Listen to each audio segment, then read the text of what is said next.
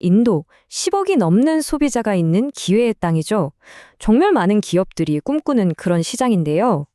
근데 말이죠. 이 거대한 시장에 들어가는 길이 생각만큼 그렇게 간단하지만은 않습니다. 오늘 바로 그 길을 어떻게 찾아야 할지 함께 이야기 나눠보겠습니다. 10억 명. 와, 정말 엄청난 숫자죠? 이게 그냥 숫자가 아니고요. 인도가 가진 그 무한한 시장 잠재력을 보여주는 겁니다. 하지만 이 엄청난 기회의 문을 열려면 눈에 보이지 않는 열쇠가 하나 필요하거든요. 과연 그 열쇠가 뭘까요? 네, 10억 소비자를 내 고객으로 만든다. 야, 이건 뭐 모든 비즈니스가 꿈꾸는 최종 목표? 거의 상과도 같죠. 그런데 이 상을 타러 가는 길이 마치 복잡한 미로처럼 얽혀 있다는 게 문제입니다. 맞습니다. 그럼 대체 이 거대한 시장에서 성공하려면 뭐가 필요한 걸까요? 단순히 제품이 좋고 가격이 싸다.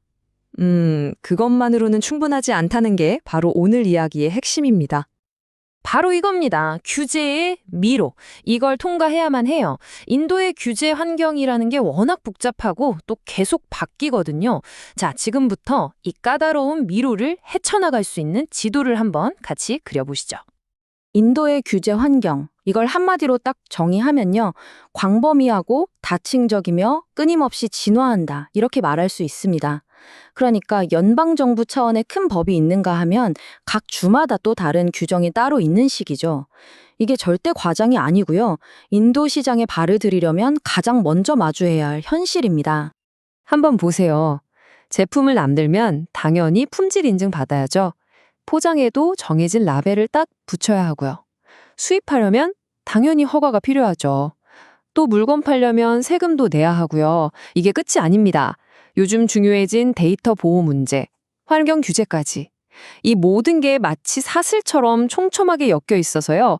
이 중에 딱 하나만 어긋나도 사업 전체가 멈춰버릴 수 있다는 겁니다. 하지만 이 복잡한 미로를 아주 명확한 지도로 바꿀 수 있는 열쇠가 있습니다. 그게 바로 규제 준수 우선 전략이라는 건데요.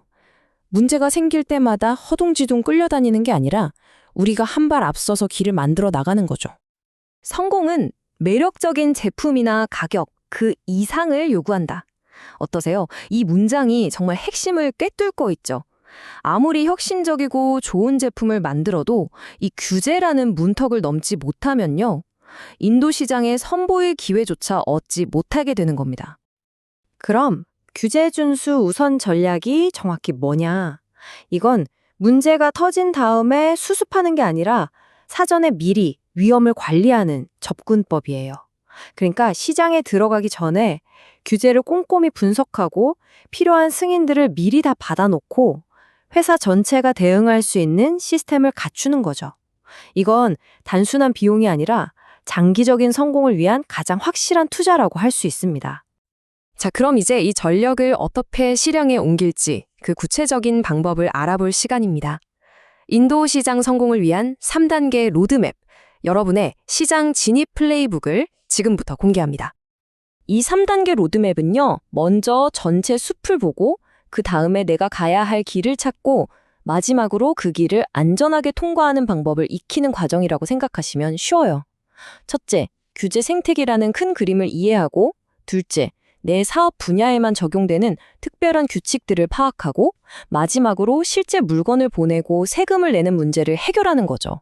자, 그럼 하나씩 자세히 들여다볼까요? 첫 번째 단계는 바로 지형 파악입니다. 어떤 기관이 어떤 권한을 가지고 있는지, 기본적인 품질이나 안전 기준은 뭔지 이런 것들을 알아야 해요. 이건 단순히 규칙을 달달 외우라는 게 아니고요. 어떤 행동이 위험하고 어떤 행동이 우리 비즈니스에 신뢰를 쌓아주는지를 이해하는 과정입니다.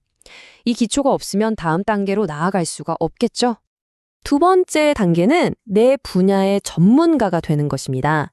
이게 왜 중요하냐면 규제라는 게 다 똑같지가 않거든요. 예를 들어서 식품을 수출한다? 그러면 FSSI라는 식품안전표준국의 승인이 필요하고요. 전자제품이다? 그럼 BIS 인증이 필수적입니다. 이처럼 각 산업마다 관할 기관도 다르고 요구사항도 완전히 다르기 때문에 내 사업에 딱 맞는 맞춤형 규제 지도를 그려야만 합니다. 자, 이제 시장 진입 퍼즐의 마지막 조각, 바로 무역과 세금입니다. 정말 훌륭한 제품을 만들고 우리 산업에 필요한 모든 규정을 다 통과했다고 칩시다.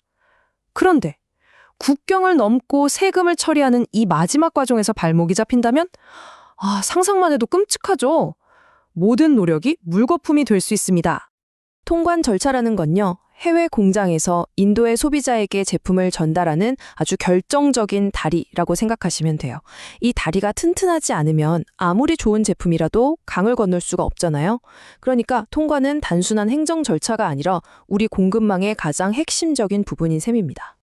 무역과 세금을 마스터하기 위해선 이 세 가지를 반드시 잡아야 합니다. 첫째, 통관 절차. 물건이 국경을 문제없이 원활하게 넘도록 하는 거죠. 둘째, GST. 인도의 통합 부가가치세인데 이 상품 서비스세 규정을 잘 지켜서 세금 문제를 깔끔하게 해결해야 합니다. 그리고 마지막으로 특정 품목에 요구되는 수입 라이센스를 미리미리 확보해야 이 모든 과정이 막힘없이 술술 진행될 수 있습니다. 결국 여러분의 비즈니스 앞에는 딱 두 가지 길이 놓여 있는 셈입니다.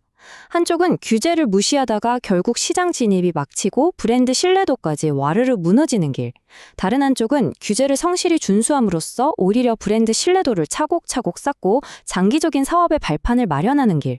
어떤 길을 가야 할지는 너무나 명확해 보이지 않나요? 마지막으로 이 질문을 한번 드려보고 싶습니다.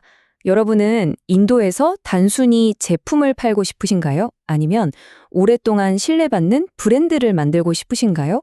진정한 브랜드는요, 화려한 마케팅이 아니라 눈에 잘 보이지 않는 이런 규제들을 정직하게 준수하는 그 단단한 기반 위에서 세워진다는 점 꼭 기억하셨으면 좋겠습니다.